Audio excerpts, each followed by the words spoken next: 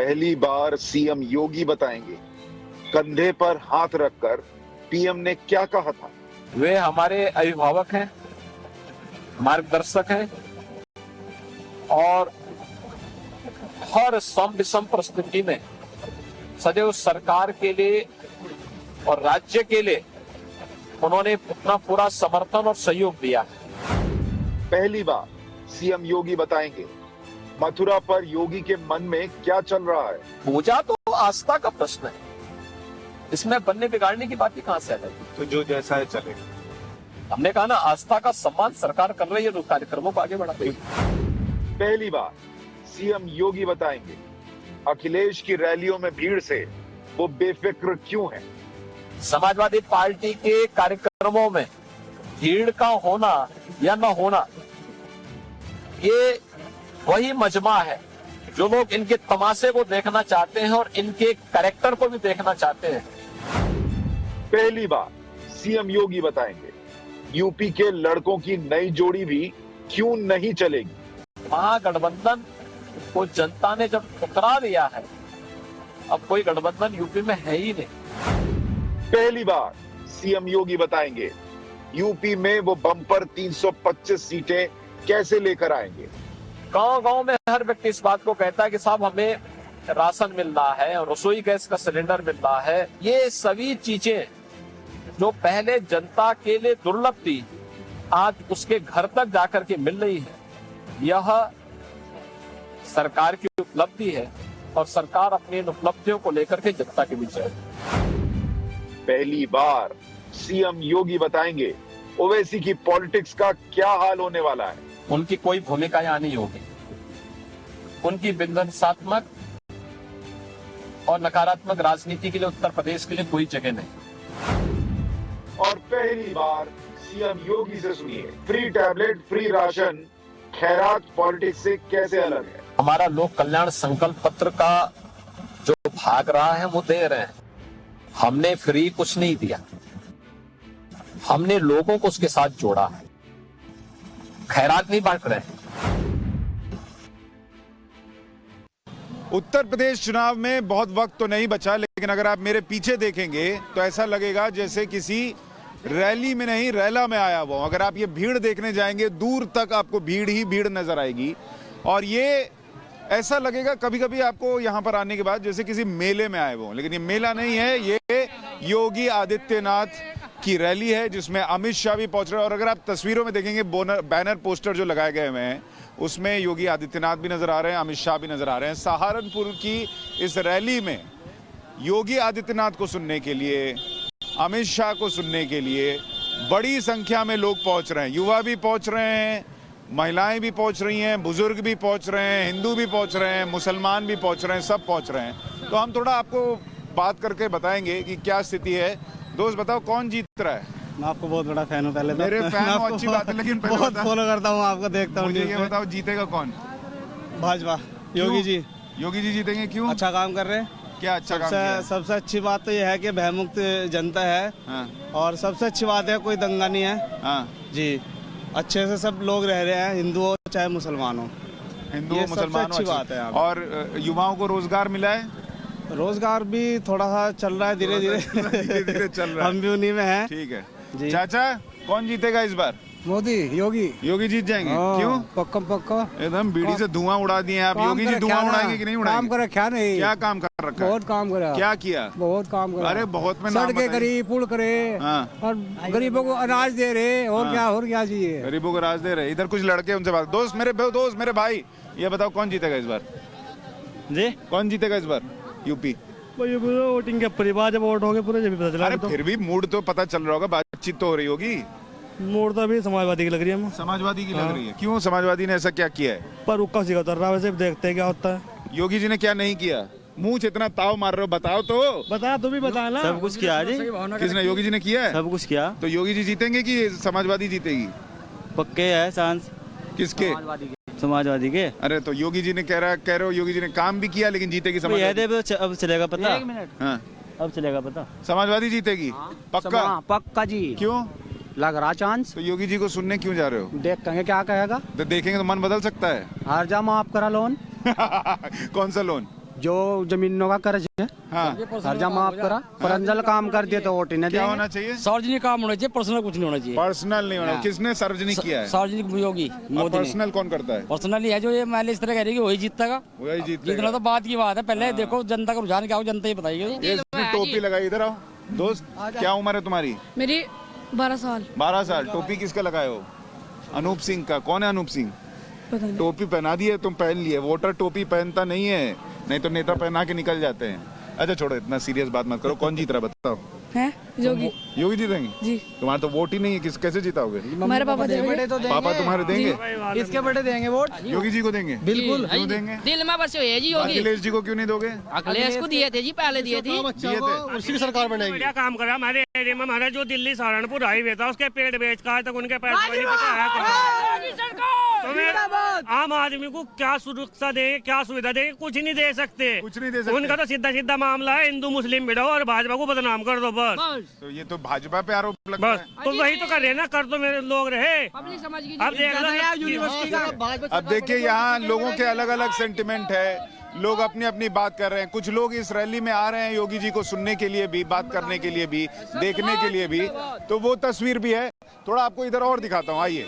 कुछ और लोगों से भी बात करेंगे, कुछ आपको माहौल भी दिखाएंगे कि क्या माहौल है यहाँ पर। और जो रैली है वो बहुत दूर नहीं हो रही है, यहाँ से पास है। लेकिन अगर आप थोड़ी देर पहले, अगर मैं आपको तस्वीर दिखा पाता, तो जब अमित शाह का हेलीकॉप्टर आ रहा था तो लोग उतरते हुए देख रहे थे उस हेलीकॉप्टर को। कोई मोबाइल में कैद कर रहा था, कोई कुछ और दिखा रहा था।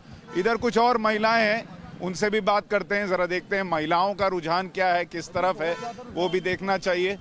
चाचा कौन जीतेगा इस बार? हाँ जी। अरे बताइए कौन? भाजपा। क्यों? काम अच्छा किया, बुरा नहीं काम किया। अच्छा काम क्या अच्छा काम योगी किया? जी देगा योगी। आप बीजेपी कार्यकर्ता नहीं है? मैं मुस्लिम हूँ। अरे गजब, क्या नाम है? मुशर्रफ भाई क्यों जीतेंगे योगी जी? जगह अच्छे काम कर रखे। क्या अच्छा काम किया? अच्छा काम ये कर रखा, एक तो चोरी नहीं है, और दूसरे स्कूल की व्यवस्था बहुत अच्छी है, सड़क की व्यवस्था बहुत अच्छी है, बदमाशी नहीं है, सब खत्म है। तो लेकिन वहाँ दिल्ली में वो एसी स्टूडियो में लोग बैठ के कहते हैं कि मुसलमान योगी को वोट नहीं देते। नहीं मुसलमान सब वोट होते। आप भी मुसलमान हैं? नहीं मैं हिंदुओं को चाह रहा हूँ, लेकिन मुसलमान 100% बिल्कुल 99% मुसलमान वोट देगा। क्यों देगा? अच्छे काम कर रखे भाई। पर वो असदुद्दीन ओवैसी कहते हैं कि खत्म है, बिल्कुल खत्म है। तो ये भी लोगों के भाव हैं कि मुसलमान भी वोट देगा। ढोल भी बज रहा है, हंगामा भी है। अरे क्या बजा रहे हो? ये बताओ, इतना ढोल बजा रहे हो, किसका ढोल फटने वाला ये बताओ? किसका फटेगा ढोल? किसका फटेगा? किसी का नहीं फटेगा जी। बीजेपी का फटेगा, सपा का फटेगा? बीजेपी का क्यों फटेगा भाई? तो सपा का फटेगा? नहीं फटता किसी का नहीं, बीजेपी का फटे। चल ना चल।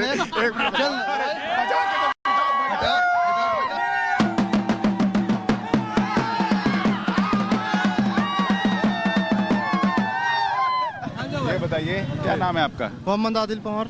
कौन जीतेगा आदिल भाई? हमारे गंगो विधानसभा से चौधरी कृत सिंह है, वे जीतेंगे। वो जीतेंगे बीजेपी से या दूसरी बार बीजेपी से 100%। तो उधर लोग दिल्ली में बोलते हैं कि योगी जी मुसलमानों को परेशान करते हैं, मुसलमान वोट ही नहीं देते। कौन परेशान है आज के टाइम में बताओ? कोई नहीं है। कोई परेशान नहीं है। क्या मुसलमानों के लिए क्या किया? बहुत काम किया। कुछ बताओ कौन सी योजना है जो मुसलमानों? क्या नाम है आपका? इसरार भाई क्या किया योगी जी ने? योगी ने मान लो गुंडागर्दी खत्म कर दी। हाँ। भला जी वो मान लो जो मकान बने सबसे ज्यादा मुसलमानों के बने कस्बों में, भला जी सड़कों का जाल बिछा दिया। पर वो असदुद्दीन ओवैसी आके बोलते हैं कि आज बस नहीं तो लोग कहे ही कोई सब कहे बेकावे का है तो ये वोट बेकावे का, ये वोट जो बीजेपी से जुड़ गया ये कहीं नहीं जाएगा, बीजेपी पे जाएगा सीधा। जी आप बताओ, ओवैसी साहब को वोट मिलेगा नहीं मिलेगा? नहीं मिलेगा। अखिलेश को मिलेगा नहीं मिलेगा? अखिलेश मिलेगा, लेकिन जो है बीजेपी सरकार दोबारा प्रदेश में। बहन जी का क्या सीन है? बहन जी का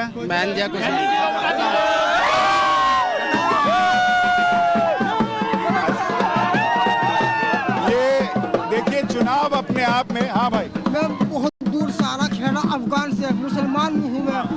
मैं योगी से साहब से मिलने आया। मेरी समस्या बहुत है, लेकिन मैं मिल नहीं पा रहा हूँ, जनता की हिसाब से ज्यादा है। यहाँ बहुत भीड़ है, आज तो मिलना मुश्किल है। लेकिन योगी जी ने काम किया यूपी में कि नहीं किया? बहुत ही काम करा, अल्लाह का शुक्र, बहुत काम करता है। जब तो जनता इतनी सारी हो रही जो इनकी कदमों में झुक रही है। मुसलमान खुश है योगी जी? खुश है। चलिए, ये अलग सेंटिमेंट है। आप लोगों से बात कीजिए सहारनपुर में आकर, और मुसलमान जो हैं वो योगी योगी कर रहे हैं। ये कमाल की तस्वीर दिख रही है। अब कुछ महिलाओं से बात करते हैं। महिलाओं का सेंटिमेंट जानना भी बड़ा जरूरी है। अगर आप देखेंगे इधर बड़ी बड़ी गाड़ियां भी लगी हुई हैं, रैली में लोग आए हुए हैं, ट्रक भी है, यहाँ पर बम निरोधक दस्ता भी मौजूद है। उसकी तस्वीर भी देखिए, अलग अलग कलर है। देखते जाइए और समझते जाइए कि एक चुनाव में क्या क्या होता है, एक चुनाव के क्या क्या रंग होते हैं। अरे दीदी लोग इधर आइए जरा।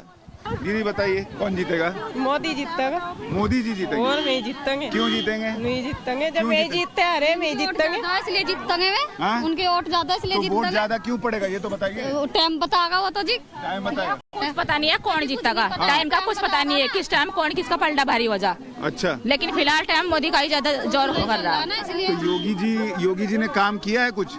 हाँ जी किया है, सबसे बस जो काम किया बस रोड बनाया, इसके अलावा तो कोई काम नहीं अच्छा किया। रोड बना दिया बस, और कुछ नहीं और किया? कुछ नहीं अच्छा किया। लोग बम बम हुए जा रहे हैं, ढोल बजा रहे हैं, योगी बस वो तो कोई ढोल बजा रहा, कोई कुछ कर रहा, लेकिन सबकी सलाह एक जैसी। हाँ चाची बताइए क्या हुआ? जी हमारे तो बच्चे पढ़ लिख कर हुई ना नौकरी ना मजदूरी, जो जमीन दी थे वहाँ बच्चे की भी छीन ली हमारी, तो कर रहा क्या होगी जोगी? आप योगी को वोट नहीं करेंगी? किसकी? योगी को वोट नहीं देंगी? ना हम तुम देते, किसको देंगे? किसी को भी नहीं देते, किसी को नहीं देंगे। सब बेकार, सब बेकार। अखिलेश को? अखिलेश भैया को? हम अखिलेश को भी नहीं देते। अखिलेश को भी नहीं देंगी? बहन जी को? बहन जी को? अरे रुकिए जरा, चाची को पूछ। बहन जी को? ना हम बहन जी को दे, ना हम किसी को दे, हमारा कुछ नहीं करा। ये नेताओं का से गुस्सा है। हाँ। वोट पब्लिक ने दिया, हाँ। तो अभी तो योगी बन गया। उधर वो नहीं, ऐसे थोड़ा ना बन गया। तब ये जवाब देना, हमें कुछ सुविधा नहीं मिल रही। अरे तो चाची का मन नहीं देंगी किसी को वोट, आप जबरदस्ती पड़वाइएगा क्या? भाई क्या हुआ, काम हुआ कुछ? भाई हमारा मन तो देखा कुछ नहीं, हम तो देते नहीं है किसी को भी वोट। किसी को भी ना बच्चे हमारे सब पढ़ लिख कर सब बरान बगैर रोजगार, ना कोई काम है ना कोई दाम है। कभी लॉकडाउन लगा था, कभी नोटबंदी कर दो, कभी कुछ कर दो, क्या फायदा हो रहा? पब्लिक परेशान हो, बता। महामारी की वजह से लगाया था लॉकडाउन, तो ये महामारी की वजह से लगाया। महामारी का किया था, महामारी के भी लगा, देख लिया वोट पड़ जान, फिर लगा लॉकडाउन। वो बीमारी आ रही ना चलती। ठीक किया था कि गलत किया? हाँ जी नहीं, वो तो सही करा था। वो तो सही करा था। लॉकडाउन लगा के ठीक किया गलत किया? पहले हाँ जी वो तो सही करा था। वो बीमारी, हाँ वो तो बीमारी चाची ठीक किया, लॉकडाउन लगा के गलत किया? ठीक करा था। ठीक किया था। तो योगी जी को वोट की, अखिलेश को कि बहन जी को? हाँ जी हैं? योगी जी को? हाँ जी। अरे तो खखर के बोलिए, डर के मत बोलिए। हाँ डर का क्यों बोल लूँ मैं? मैं बोला हाँ योगी जी को वोट देंगे। आप किसको देंगी? हम तो भैया योगी को देंगे। चाची योगी चाहे कुछ भी हो जाएगा योगी को देंगे। क्यों योगी को देंगी ये तो बताइए चाची। एक बात होनी चाहिए कि सब नरक कर दिया योगी। भाई एक बात होनी चाहिए, हरिजन ये नहीं कहना के हम गडरिए, हम तो योगी को। एक बात बताओ, खेती वालों को तो 2,000 रुपए से दे रहे हैं, और जो मजदूरों को क्या मिल रहा? हम कॉलेज में काम करें, अंदर परिषद में, हमें सरकारी काम होना चाहिए। ये वाले 8,000 तो होने चाहिए हमारे। मेहनत कहीं नहीं रही बिल्कुल भी, पढ़ लिख कर घर बैठे बच्चे, हर काम गैस सिलेंडर फ्री बनते, उसने ऐसा ही उसका रेट बढ़ा दिया। 1,000 रुपए का सिलेंडर आ, बताओ क्या? ये सुनिए योगी जी और मोदी जी, महिलाओं को दिक्कत है, सिलेंडर महंगा है, इस पर कुछ कीजिए, ठीक है? हाँ भैया सही बात, हाँ जी सही है बिल्कुल। माँ बच्चे पढ़े लिखे मजदूरी कर रहे थे। तो ये महिलाओं का सेंटिमेंट जो है वो भी है। कई लोग कह रहे हैं योगी को देंगे, कई लोग कह रहे हैं नहीं देंगे, कुछ को लगता है अभी सोचेंगे और उसके बाद विचार करने के बाद देंगे। तो ये अभी चुनाव के पहले की तस्वीर है, स्थिति है, और इसमें अभी देखना होगा कि ऊंट किस करवट बैठता है। लेकिन अगर आप सहारनपुर आइए, लोगों से बात कीजिए, अलग अलग रंग देखिए, तो समझ में ये आता है कि योगी आदित्यनाथ की बात तो हो रही है। हिंदू हो, मुसलमान हो, बुजुर्ग हो, महिला हो, युवा हो, योगी योगी हो रहा है। और कई लोग अभी रैली में सुनने आए हैं, शायद सुनने के बाद मन बदले, देने को लेकर वोट या न देने को लेकर वोट। टाइम्स नाउ नव भारत पर चुनाव का हर रंग, बड़ी कवरेज लगातार आप तक पहुंचाएंगे। फिलहाल इजाजत दीजिए। कैमरा पर्सन अमित भदवार के साथ सुशांत सिन्हा, सहारनपुर, उत्तर प्रदेश।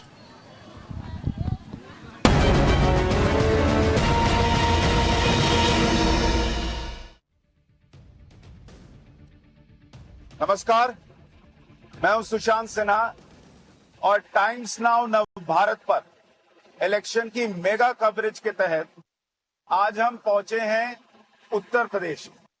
हालांकि कहूं तो उत्तर प्रदेश के आसमान में है, क्योंकि इस वक्त हमारे साथ जो मेहमान हैं वो सहारनपुर जा रहे हैं कार्यक्रम में, लेकिन आज उनसे चर्चा इसलिए जरूरी है क्योंकि उनके पास शायद उस प्रश्न का जवाब है जो देश जानना चाहता है कि क्या उत्तर प्रदेश में दोबारा योगी आदित्यनाथ की सरकार आने जा रही है या नहीं, और अगर आ रही है तो क्यों।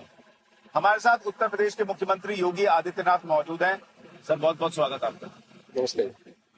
वैसे तो सर कहते हैं कि चुनाव में या राजनीति में पैर जमीन पे रहने चाहिए, लेकिन चूंकि हम हवा में उड़ रहे हैं इसलिए पूछ रहा हूँ, आप इतनी जगह जा रहे हैं, आपका आकलन क्या कह रहा है? आपकी पार्टी, आपका काम इस वक्त आपको हवा में उड़ने की अनुमति दे रही है जनता? पैर जमीन पर है या पैरों तले जमीन धीरे धीरे खिसक रही है? देखिए, भारतीय जनता पार्टी अपने कार्यों से और अपनी उपलब्धियों के बल पर जनता का आशीर्वाद प्राप्त करने में फिर से सफल होगी। प्रचंड बहुमत की सरकार 2022 में भारतीय जनता पार्टी की प्रदेश में बनेगी, कोई संदेश में होना ही नहीं चाहिए। मैंने प्रदेश के सभी जनपदों का दौरा किया है और संभवतः प्रदेश का मैं पहला मुख्यमंत्री हूं जो 5 साल के अपने कार्यकाल पूरा होते होते प्रदेश के हर जनपद में कई दौर की यात्रा कर चुका है। सरकार कैसे चलनी है, शासन की योजनाओं का लाभ बिना भेदभाव के गांव, गरीब, किसान, नौजवान, महिलाएं, समाज के प्रत्येक तबके को कैसे मिलने चाहिए, पिछले 5 साल के अंदर यूपी के अंदर देखने को मिला है। इंफ्रास्ट्रक्चर डेवलपमेंट कैसे होना है यूपी का, और यूपी के अंदर क्या संभावनाएं हैं, ये यूपी के अंदर है। ये पिछले 5 साल के अंदर वो चीजें देखने को मिली। कानून व्यवस्था कैसे होनी चाहिए, ये पिछले 5 साल के अंदर प्रदेश के अंदर सरकार ने करके दिखाया है। आस्था का सम्मान कैसे होना चाहिए, ये सरकार ने करके दिखाया है। और डबल इंजन की सरकार का लाभ क्या है, केंद्र में मोदी जी के नेतृत्व की भारतीय जनता पार्टी की सरकार और प्रदेश में भारतीय जनता पार्टी की सरकार ने मिलकर के इन सभी लक्ष्यों को कैसे प्राप्त किया है, इसका एक आदर्श मॉडल है यूपी। गांव-गांव में हर व्यक्ति इस बात को कहता है कि साहब हमें राशन मिल रहा है, रसोई गैस का सिलेंडर मिल रहा है, विद्युत हमें बिजली मिल रही है, कनेक्टिविटी हमारी बेहतर हुई है, शिक्षा और स्वास्थ्य की बेहतर सुविधाएं मिली है, आवास मिल रहे हैं, शौचालय मिल रहे हैं। ये सभी चीजें जो पहले जनता के लिए दुर्लभ थी, आज उसके घर तक जाकर के मिल रही है। यह सरकार की उपलब्धि है और सरकार अपनी इन उपलब्धियों को लेकर के जनता के बीच है। योगी जी, मेरे मन में और जनता के मन में यूपी को लेकर जो विपक्ष कह रहा है उसको लेकर बहुत सारे प्रश्न हैं, लेकिन मैं उससे पहले एक प्रश्न आपसे वो पूछ रहा हूं जो करोड़ों देशवासी जानना चाहते हैं। आपकी एक तस्वीर बहुत वायरल हुई मोदी जी के साथ, जिसमें वो आपके कंधे पर हाथ रखकर चल रहे हैं और आपसे कुछ बात कर रहे हैं। जनता के मन में प्रश्न है, क्या कह रहे थे मोदी जी आपसे? देखिए, मोदी जी देश के अब तक के लोकप्रिय और यशस्वी प्रधानमंत्री हैं, हम लोगों के नेता हैं। ये हमारा सौभाग्य है कि डिजिस कॉन्फ्रेंस के दौरान प्रधानमंत्री जी यहाँ पे 2 दिन रुके थे। देश के सभी डीजीपी जो आए थे उनके एक्सपीरियंस को जानने और आंतरिक सुरक्षा के मुद्दे को लेकर के, राज्यों की कानून व्यवस्था के मुद्दे को लेकर के उन्होंने क्या कुछ कदम उठाए, इन सब पर चर्चा करने के लिए। इस दौरान एक समय ऐसा भी था जिसमें मुझे प्रधानमंत्री जी के साथ कुछ समय व्यतीत करने का अवसर प्राप्त हुआ था, और उस दौरान राज्य के विकास को लेकर के, राज्य के विजन को लेकर के कैसे हम कार्य कर रहे हैं, इन्हीं पे चर्चा हो रही थी। और हम जो कुछ भी प्रदेश के अंदर अचीव किए हैं प्रधानमंत्री मोदी जी का ही मार्गदर्शन है और उन्हीं की प्रेरणा भी है। जैसे आपने हमारे इंटरव्यू में कहा था मैं हूं ना, उन्होंने भी आपसे कहा मैं हूं ना, आगे बढ़ो। देखिए, मोदी जी का जो एजेंडा है बहुत साफ है, नेशन फर्स्ट, और भारत को दुनिया की एक सबसे बड़ी ताकत के रूप में प्रस्तुत करना। पिछले 7.5 वर्ष के अंदर जो प्रयास हुए हैं उसके बहुत अच्छे परिणाम आए। दुनिया के अंदर भारत की छवि में एक नई निखार आई है, देश के अंदर एक नया विश्वास जगा है। आजादी के तत्काल बाद अगर ये होता, इस प्रकार का अभियान चला होता, तो भारत दुनिया की सबसे बड़ी ताकत होता। आज मोदी जी के नेतृत्व में न केवल भारत समृद्धि की एक नई ऊंचाइयों को छू रहा है, बल्कि एक सुरक्षित भारत, एक समृद्ध भारत, एक भारत और श्रेष्ठ भारत की परिकल्पना भी साकार हो रही है। और ये तभी संभव हो सकता है जब सभी राज्य भी अपने स्तर पर ईमानदारी पूर्वक प्रयास करें। कोरोना प्रबंधन के दौरान हमने देश के फेडरल स्ट्रक्चर के उस अभियान को भी देखा है जिसमें हर राज्य को एक अभिभावक के रूप में प्रधानमंत्री मोदी जी मार्गदर्शन कर रहे हैं।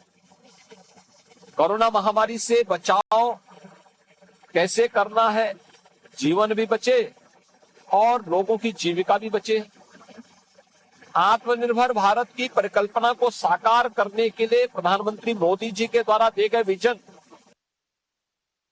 को पूरे देश ने बहुत नजदीक से महसूस किया है।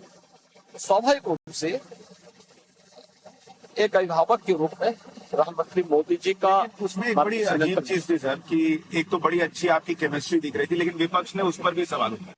उन्होंने कहा कि वो आपको कुछ समझा रहे हैं, या फिर ये भी हुआ कि एक फोटो में शॉल है, एक में नहीं है, ये कैसे हो गया, ये तो फोटो अपॉर्चुनिटी थी। अलग फोटो अपॉर्चुनिटी थी, अलग अलग समय में ये सब कार्यक्रम हुए, एक बार नहीं हुआ है, अलग अलग समय में चीजें हुई। भाई सुबह है, रात्रि शाम के समय है, 2 दिन प्रधानमंत्री जी ने यहाँ कैंप किया था और प्रधानमंत्री मोदी जी 19 तारीख को ही दोपहर में यूपी में आ गए थे। पहले महोबा, फिर झांसी, रात्रि में लखनऊ, फिर 20 को यहाँ पर थे, 21 को यहाँ पर थे। 21 तारीख को सायंकाल प्रधानमंत्री मोदी जी दिल्ली गए। 3 दिन का यूपी का उनका प्रवास और तीनों दिन मुझे उनके साथ रहने का अवसर था। आपने मोदी जी को कह दिया शपथ ग्रहण में आना है? देखिए, वे अभिभावक हैं, सब कुछ उनको तय करना।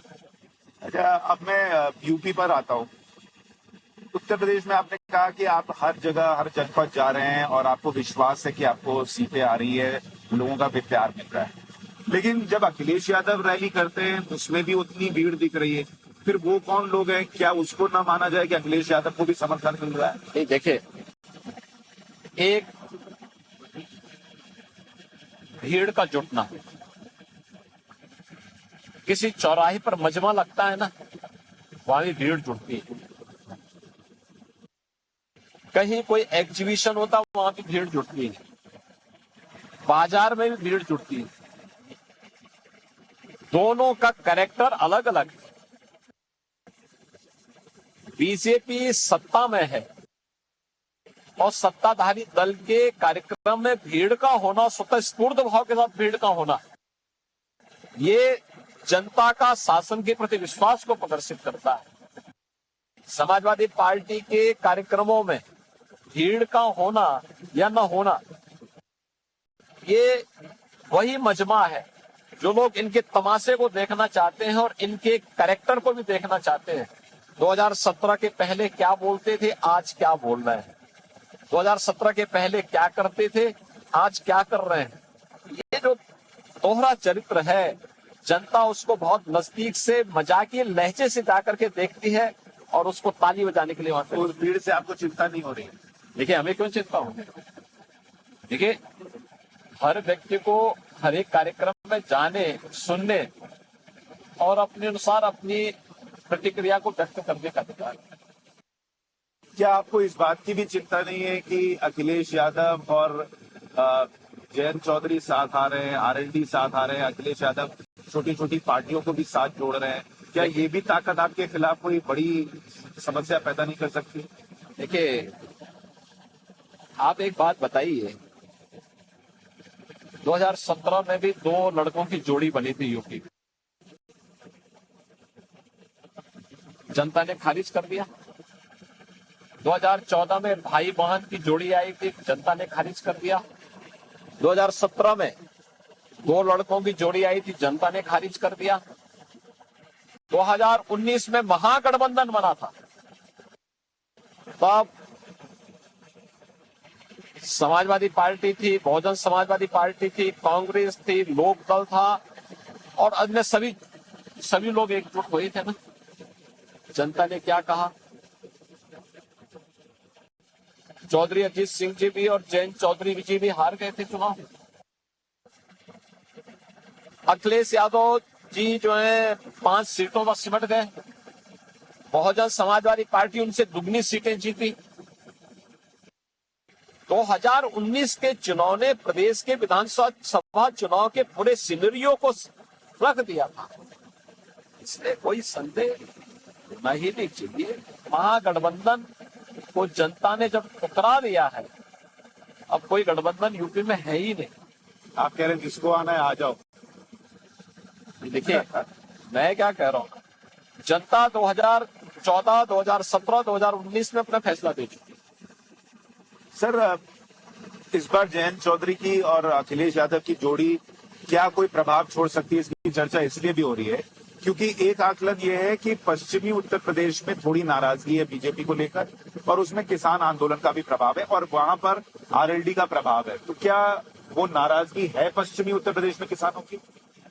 देखिए, पश्चिमी उत्तर प्रदेश का हर नागरिक 2017 के पहले सुरक्षा के भीषण संकट से गुजर रहा था। प्रदेश के अंदर 12 से लेकर के 17 के बीच में लगभग 300 से अधिक दंगे हुए। इन 300 से अधिक छोटे बड़े दंगों को अगर आप देखेंगे तो सर्वाधिक पश्चिमी उत्तर प्रदेश में हुए। दूसरा, असुरक्षा का भयंकर स्थिति थी पश्चिमी उत्तर प्रदेश। कोई बेटी स्कूल नहीं जा पाती थी, कोई कामकाजी महिला कार्य पे नहीं जा पाती थी, कोई किसान अपने खेत में नहीं जा पाता था। ये जो स्थितियां थी, हमारी सरकार आने के बाद पूरा सिनेरियो बदला और ये सुरक्षा का बेहतर वातावरण जाति, क्षेत्र, भाषा से ऊपर उठ करके हर एक नागरिक को सुरक्षा का बेहतर वातावरण दिया है। 4.5 वर्ष में 5 वर्ष में कोई दंगा न होना, हर पर्व और त्योहार को शांतिपूर्ण तरीके से मना लिया जाना, वाहन और बेटियों के सामने सुरक्षा का कोई संकट न होना, ये सभी चीजें हैं जो प्रदेश को और पश्चिमी उत्तर प्रदेश के प्रत्येक नागरिक को ये सोचने के लिए मजबूर कर रहा है कि अगर समाजवादी पार्टी आ गई तो मुजफ्फरनगर का दंगा, समाजवादी पार्टी आ गई कोसी कला का दंगा, समाजवादी पार्टी आ गई तो बरेली के दंगे, सहारनपुर के दंगे, ये लगातार दंगों का जो श्रृंखला प्रारंभ हुआ था, बिजनौर के दंगे, हर व्यक्ति इनसे संकित है। आपको याद आता है सर मुजफ्फरनगर के जो दंगे थे, उस दर का, उस वक्त का हाल क्या था? मुजफ्फरनगर दंगे को या कोसी कला दंगे को या सहारनपुर के दंगों को कोई भी स्वाभिमानी समाज कभी भूल नहीं सकता। और सरकार की जो भूमिका उस समय थी वो बड़ी दुर्भाग्यपूर्ण थी। उस समय सरकार दंगाइयों के साथ खड़ी थी, जनता प्रताड़ित थी। सचिन और गौरव जाट नाम के उन दो नौजवानों की गलती क्या थी जिनकी निर्मम हत्या होती है? उनकी बहन के साथ छेड़खानी होती थी और अपनी बहन को बचाव के लिए वे जाते हैं, इसी में उनकी निर्मम हत्या कर दी जाती है और उन आतताइयों को सरकार प्रश्रय देती थी। उन दंगाइयों को मुख्यमंत्री आवास में बुला करके सम्मानित किया जाता था और बाद में हिंदू जब न्याय की गुहार किया तो उन्हीं के ऊपर झूठे मुकदमे दर्ज कर दिए गए। इससे ज्यादा शर्मनाक वाकया नहीं हो सकता। दूसरा, जहां तक किसानों की बात है, किसानों को सही मायने में अगर अधिकार मिला है तो मोदी जी के आने के बाद मिला है। 2017 के बाद प्रदेश के अंदर प्रोक्यूरमेंट की पॉलिसी हम लोग लेके आए। गन्ना किसानों का 7-8 वर्षों से गन्ना मूल्य का भुगतान हमारी सरकार ने किया और किसान आज अगर सुरक्षा के साथ साथ अपनी खुशहाली को देख रहा है तो ये बीजेपी के कारण है। अभी पंचायत चुनाव हुए थे, पश्चिमी उत्तर प्रदेश के बागपत को छोड़कर के हर सीट को बीजेपी जीती है।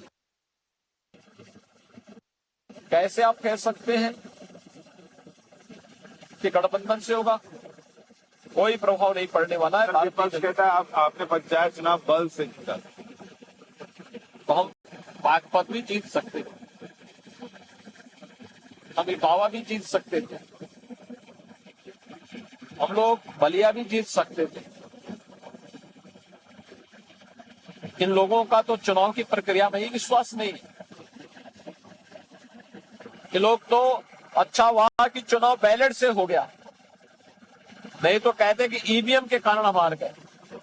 पहले ईवीएम को दोषी ठहराते थे, अब इस बात को दोषी। आखिर मैं ये पूछना चाहता हूं कि आखिर बागपत कैसे जीते, इटावा कैसे जीते, बलिया कैसे जीते? अगर हमें बल ही दिखाना होता था तो यहां पर ज्यादा दिखाते, लेकिन वही कड़वा कड़वा थोर मीठा मीठा कप, ये नहीं चलेगा। सरकार इन सब चीजों के विरुद्ध बहुत सफल है। आपका आकलन ये है कि जो पश्चिमी उत्तर प्रदेश में खासतौर पर जाट समुदाय ने सहा है वो नहीं भूलेगा और कानून व्यवस्था के नाम पर वोट करेगा। भाई हर व्यक्ति इस बात को सोच रहा है। आज कैराना का पलायन नहीं हो सकता, कांदला जैसी घटनाएं नहीं हो सकती, मुजफ्फरनगर जैसे दंगे नहीं हो सकते, कोसी कला, सहारनपुर और बिजनौर और बरेली जैसे दंगे नहीं हो सकते। सबको मालूम है कि कोई अगर इस प्रकार के दंगे भड़काएगा तो उसकी फिर क्या स्थिति होगी। इसलिए सरकार ने जो किया है अपने कार्यों के प्रति पूरी तरह आश्वस्त है। एक आकलन ये भी हुआ सर, जब ये कृषि कानून वापस लिए गए तो उसका जब अलग अलग लोगों ने एनालिसिस किया तो वो ये भी किया कि उत्तर प्रदेश में आपकी स्थिति कमजोर है, पश्चिमी उत्तर प्रदेश में आपको नुकसान हो रहा है, इसलिए नरेंद्र मोदी सरकार ने कृषि कानून वापस लिए। देखिए, कृषि कानून लागू होने का समर्थन भारतीय किसान यूनियन ने किया था। भारतीय किसान यूनियन के नेता कानून पास होने के अगले दिन मुख्यमंत्री आवास पे आए थे, उन्होंने मुझे धन्यवाद दिया था। बाद में पंजाब और हरियाणा से जुड़े हुए किसानों के साथ जब संयुक्त किसान संघर्ष समिति बनी, उसके बाद फिर ये लोग उस मूवमेंट के साथ जुड़े। आपने देखा होगा किसान आंदोलन के दौरान उत्तर प्रदेश के अंदर कोई घटना नहीं घटी थी। लोकतांत्रिक तरीके से आंदोलन कोई भी करता है तो सरकार को उसमें कोई आपत्ति नहीं, लेकिन यूपी के अंदर कानून व्यवस्था का कोई संकट नहीं खड़ा हुआ, कोई इस प्रकार की स्थिति नहीं। इसलिए और उसके बाद पंचायत चुनाव तो उसी दौरान हुए थे ना, उपचुनाव भी उसी दौरान हुए थे ना, हम तो सभी सीटें जीते। लेकिन लोग ये कहते हैं सर, जब ये सब कुछ ठीक था, लोगों का समर्थन था और मुख्य प्रधानमंत्री ने खुद कुछ शब्द का इस्तेमाल किया कि हम कुछ लोगों को नहीं समझा पाए, तो उन कुछ के सामने सरेंडर क्यों किया अगर कोई सियासी समस्या नहीं? देखिए, प्रधानमंत्री मोदी जी के इस वाक्य में सब कुछ समाहित है कि किसान के हित में कानून बनाए थे, देश के हित में वापस ले रहे हैं। बहुत स्पष्ट है। कानून को लागू करने के तरीके को हम जनता तक पहुंचाने या किसानों तक पहुंचाने में कहीं न कहीं कोई कमी रह गई, जिसके कारण कुछ लोगों ने आंदोलन किया। देखा, इसके पीछे किसान का व्यापक हिस्सा, उनकी आय कई गुना बढ़े, किसान इंस्पेक्टर राज से मुक्त हो, इन किसानों को किसी प्रकार का शोषण न हो, किसान अपनी उपज को देश के अंदर किसी भी मंडी में बेच ले, उस पर कोई टैक्स नहीं लगेगा। इसके पीछे अच्छी मानस थी, लेकिन उन चीजों को समय से उस तबके तक पहुंचाने में कहीं ना कहीं कोई कमी रही, जिसके कारण लोग सड़कों पे आए। और कुछ किसान, कतिपय, सभी किसान संगठन आंदोलन नहीं कर रहे थे, कुछ कतिपय किसान संगठन थे। उसको ध्यान में रखते हुए चीजों को प्रधानमंत्री जी ने बहुत अच्छे ढंग से कहा। तो किसान हित में कानून बनाए थे, उनमें से कतिपय संगठन ने विरोध किया। अब किसान देश हित में इसको वापस ले। क्या बहुत लोगों की ये भी, अगर आप सोशल मीडिया देखें, उनको लगता है राकेश टिकैत के साथ जो होना चाहिए वो नहीं है। जिस तरीके के वो बयान देते हैं, जिस तरीके से भड़काते हैं, और आपने खुद कहा जब कानून आया था तो पीकेयू आपके पीकेयू जो है वो आपके पास आया। भारतीय किसान यूनियन कानून पास होने के बाद स्वयं मेरे पास आया था। उन्होंने इस बात का समर्थन किया था कि चौधरी साहब का मतलब चौधरी महेंद्र सिंह टिकैत जी ने 1993 में तत्कालीन सरकार से इस बात की मांग की थी कि ये कानून बनने चाहिए, लेकिन मोदी जी ने पास किया। हम इसका अभिनंदन करते, स्वागत करते। कई लोग कहते हैं राकेश टिकैत का इलाज योगी जी के तरीके से होना चाहिए। देखिए, मैं एक किसान नेता है और मुझे लगता है कि किसानों के हित को लेकर के केंद्र और प्रदेश सरकार के किए जाने वाले प्रयासों को उन्हें सकारात्मक दृष्टिकोण से लेना चाहिए। अखिलेश यादव अब आप पर थोड़े पर्सनल अटैक भी करते हैं। उन्होंने कहा कि जिसका परिवार ही नहीं है वो क्या समझेगा परिवार का दर्द। देखिए, वंशवादी और परिवारवादी लोगों से आप क्या उम्मीद करते हैं? जिनका दृष्टिकोण, जिनके लिए अपने स्वयं का परिवार ही पूरा प्रदेश हो, जिन्होंने प्रदेश की जनता को विकास से, केंद्र और राज्य शासन की योजनाओं से वंचित किया हो, जिन्होंने केवल अपने परिवार और अपने वंश के अलावा किसी का हित नहीं किया हो, उनसे आप इससे ज्यादा उम्मीद नहीं कर सकते। योगी जी, आपका एक पक्ष हमने वो भी देखा है भावुक वाला, जब आप संसद में रोए थे, आपको याद होगा, वो तस्वीर कोई भूलता नहीं। आप अंदर से भावुक हैं, ये देश जानता है। आप आपके पिताजी का देहांत हुआ, आप काम करते रहे, उस पर भी आप पर सवाल उठाए गए कि कैसा बेटा है, नहीं गया। आज आपके परिवार को लेकर उठाया जा रहा है। ये बातें आपको चोट पहुंचाती हैं अंदर तक? देखिए, सार्वजनिक जीवन में आए हैं, हमें इस प्रकार के हल्के बयानों को बहुत गंभीरता से नहीं लेना चाहिए। दूसरा, मैं सार्वजनिक जीवन में हूं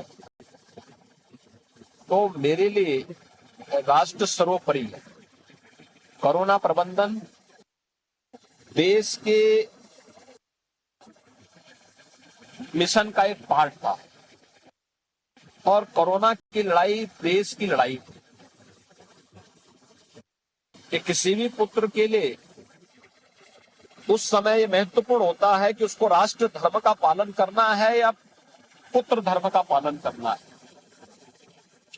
जब देश कोरोना से लड़ाई लड़ रहा हो तो मुझे आवश्यक लगा कि मैं अपने पिता के, पूज्य पिता के अंतिम संस्कार कार्यक्रम में भाग ले भी लूं, इससे तो वापस आएंगे नहीं।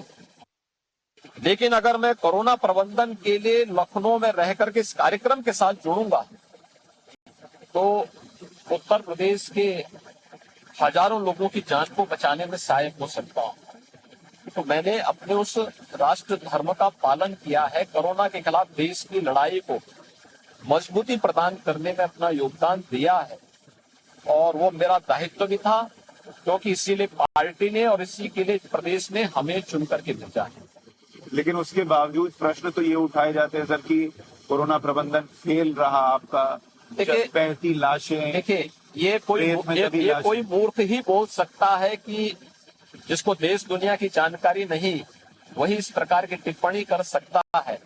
मुझे लगता है जिसको कोरोना की जानकारी है, कोरोना प्रबंधन की जानकारी है, वह उत्तर प्रदेश के कोरोना प्रबंधन को WHO ने सराहा है, नीति आयोग ने सराहा है और अंतर्राष्ट्रीय और राष्ट्रीय स्तर के तमाम अन्य प्रतिष्ठित लोगों ने, जिन्होंने नजदीक से कोरोना की लड़ाई को देखा है, उन लोगों ने सराहा है और मैं इसका श्रेय प्रधानमंत्री मोदी जी को देता हूँ। लेकिन सर आपका कभी तो, जैसे आपने कहा कि सब भाव में जीता हो, लेकिन कभी तो ये शील्ड गिरता होगा, कभी कोई चीज चुभती होगी, लगती होगी, कुछ नहीं चुभता। कभी नहीं कहीं चुभना है नहीं। हम किसी की गाली को सुनेंगे ही नहीं। गाली वो दे रहा है, स्वयं भी सुने। ट्विटर पे मीम्स देखते हैं आप? मैं कह रहा हूँ मैं सबको देखता हूँ और फिर उसी को समर्पित भी कर देता हूँ। अच्छा ये बताइए, एक और आरोप जो आप पर लगता है कि आप मुसलमान विरोधी हैं और ये असदुद्दीन ओवैसी चिल्ला कर कह रहे हैं। देखिए ओवैसी के लिए उत्तर प्रदेश बंजर है, उनकी कोई भूमिका यहाँ नहीं होगी। उनकी विध्वंसात्मक और नकारात्मक राजनीति के लिए उत्तर प्रदेश के लिए कोई जगह नहीं। उत्तर प्रदेश ने उस प्रकार की राजनीति को 2014 में तिलांजलि दे दी है। अपना हाथ पैर मार रहे हैं, वह सपा बसपा या कांग्रेस किसके एजेंट हैं कुछ पता नहीं लग रहा था ये, लेकिन वह भड़काने का प्रयास जरूर कर रहे हैं। कभी सिटीजनशिप अमेंडमेंट एक्ट के नाम पर, कहीं राम जन्मभूमि पर भव्य मंदिर निर्माण के नाम पर, कभी किसी अन्य उसके नाम पर। लेकिन मुझे नहीं लगता कि उत्तर प्रदेश ओवैसी के किसी बहकावे में आएगा। क्या उत्तर प्रदेश का मुसलमान वोट नहीं करेगा उनके? देखिए अभी कुछ कहा नहीं जा सकता है। ओवैसी जैसे लोगों के लिए उत्तर प्रदेश में कोई जगह नहीं। वह किसी गफलत में है कि बिहार में 5 सीट उन्होंने पाई थी और समाजवादी पार्टी का एकदम सफाया हो गया था, या बहुजन समाजवादी पार्टी से ज्यादा अच्छा स्कोर उनका वहां रहा। लेकिन ये यूपी है, यूपी में जनता इस चीज को नहीं बर्दाश्त कर पाएगी। यूपी का मुसलमान आपके लिए वोट करेगा? देखिए हम किसी व्यक्ति, जाति, मत और मजहब के आधार पर वोट नहीं मांग रहे। हमने प्रदेश की बेहतर कानून व्यवस्था सुरक्षा के मुद्दे को लेकर, प्रदेश के विकास के मुद्दे को लेकर, लोक कल्याणकारी योजनाओं को लेकर के डबल इंजन की सरकार का जो लाभ हर गांव, गरीब, किसान, नौजवान और महिलाओं को प्राप्त हुआ, इस आधार पर हम जनता का समर्थन मांग रहे हैं। लेकिन इसके बावजूद मैं पूछूंगा, क्या उत्तर प्रदेश का मुसलमान आपको वोट करेगा? देखिए सवाल वोट करने का नहीं, हम वोट की पॉलिटिक्स ही नहीं कर रहे हैं। हमने कहा जिनको विकास अच्छा लगता है वो भारतीय जनता पार्टी को वोट दें। जिन्हें लगता है कि भारतीय जनता पार्टी की केंद्र और प्रदेश सरकार ने लोक कल्याणकारी योजनाओं का लाभ, गरीब कल्याणकारी योजनाओं का लाभ बिना भेदभाव के हर एक व्यक्ति तक पहुंचाया है, जिन्हें लगता है कि 3 तलाक की कुप्रथा को भारतीय जनता पार्टी की केंद्र सरकार ने, मोदी जी ने हमेशा के लिए बंद कर दिया है, जिन्हें लगता है कि अयोध्या में राम मंदिर का निर्माण भारत की आस्था के साथ साथ भारत के सम्मान का प्रतीक और गौरव का प्रतीक है, ये भारतीय जनता पार्टी को। आपने जैसे कहा कि जाट जो है वो मुजफ्फरनगर के दंगे नहीं भूलेगा, मुसलमान भी वो पोस्टर नहीं भूलेगा जो आपने लगवाए थे सीए के विरोध के बाद।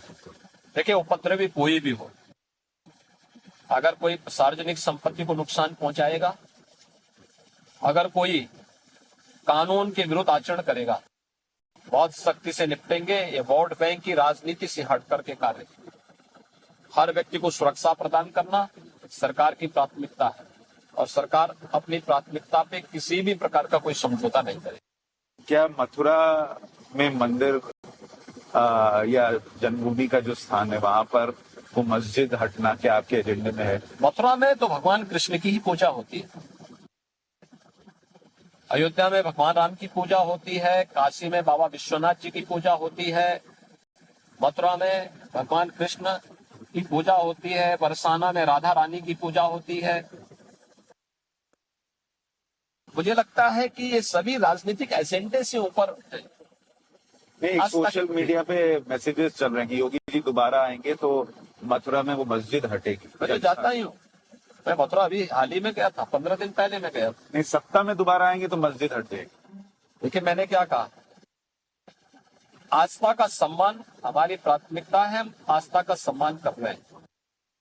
और मथुरा में किसी से भी पूछेंगे कि मथुरा में किसकी पूजा होती है, तो हर व्यक्ति कहेगा कि भगवान श्री कृष्ण की पूजा मथुरा में होती है, राधा रानी की लोग वहां आराधना करते हैं।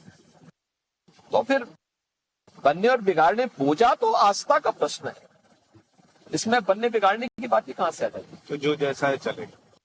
हमने कहा ना, आस्था का सम्मान सरकार कर रही है, तो कार्यक्रमों को आगे बढ़ा रही है। क्योंकि आपके डिप्टी ने एक ट्वीट कर दिया था, उन्होंने लिख दिया कि अब बारी मथुरा की। मैं क्या करूं, किस परिप्रेक्ष्य में है, अभी मेरी इसमें चर्चा नहीं हुई है, लेकिन मुझे लगता है कि मथुरा तो आस्था का प्रतीक है और आस्था के प्रतीक का सम्मान सरकार हमेशा करती है, करती रही।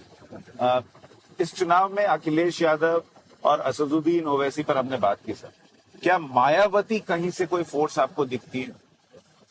देखिए, सेकंड की लड़ाई कौन लड़ रहा है, बीएसपी लड़ रही है, एसपी लड़ रही है, इसको देखने की आवश्यकता है। और मुझे लगता है कि सेकंड उसके लिए कोई संदेह नहीं कि कुछ आश्चर्यजनक परिणाम आएंगे। जैसे लोकसभा चुनाव में महागठबंधन के बावजूद समाजवादी पार्टी तीसरे नंबर पर थी, बहुजन समाजवादी पार्टी नंबर 2 पर थी। चुनाव के पहले लोग बोलते थे कि महागठबंधन बड़ी सफलता प्राप्त करेगा। बाद में चुनाव का कैंपेन जैसे जैसे आगे बढ़ा तो लोगों ने कहना शुरू कर दिया था कि बीजेपी नंबर 1 पर रहेगी, सेकंड पे कौन रहता है इसको देखना होगा। और चुनाव रिजल्ट चौंकाने वाले आए थे बाद में। बीजेपी नंबर 1 पर थी, 65 सीट पाकर के 64-65 सीट पाकर बीजेपी नंबर 1 पर आई, लेकिन समाजवादी पार्टी से दुगनी सीटें बहुजन समाजवादी पार्टी ने प्राप्त। तो सेकंड पोजीशन प्राप्त करने की क्या स्थिति बनती है, ये चुनाव ये कैंपेन थोड़ा आगे बढ़ने दीजिए। चूंकि आपने शब्द इस्तेमाल किया कि आश्चर्यजनक परिणाम आ सकते हैं, क्या वो नंबर 2 पर बीएसपी हो सकती है? मैंने क्या कहा, लोकसभा का 2019 का चुनाव इस एक सिनेरियो को हमें दिखाया है, इसलिए अभी कुछ भी कहना जल्दीबाजी। प्रियंका गांधी जो कैंपेन कर रही हैं, उसका कोई असर इस चुनाव? देखिए, इस देश की जनता सकारात्मक कैंपेन पर विश्वास करती है, नकारात्मक कैंपेन पे नहीं। और भाई बहन की जोड़ी को प्रदेश 2014 में खारिज कर चुका है। मुझे नहीं लगता है कि कोई स्कोप कांग्रेस के लिए। उन्होंने जो महिला कार्ड खेला है, उतने टिकट उनको उतने प्रत्याशी नहीं मिल पाएंगे। महिलाएं तो उत्तर प्रदेश में बड़ी। मैं क्या कह रहा हूँ ना भाई, कोई भी वहां जाएगा जहां संभावना दिखेगी, जहां संभावना नहीं वहां कोई कैद जाएगा। आप पिछली बार, मुझे याद है, मैं 2019 में आपका चुनाव इंटरव्यू कर रहा था, तब हमारी आखिरी बार केजरीवाल जी को लेकर बात। इस बार केजरीवाल जी की भी एंट्री हो गई है यूपी चुनाव में, उनका कोई इम्पैक्ट? देखिए, यूपी, उत्तराखंड और बिहार के लोग इस बात को देखते हैं। लॉकडाउन लगते ही दिल्ली से जिस अपमानजनक तरीके से उत्तर प्रदेश, बिहार और उत्तराखंड के लोगों को निकाला गया था,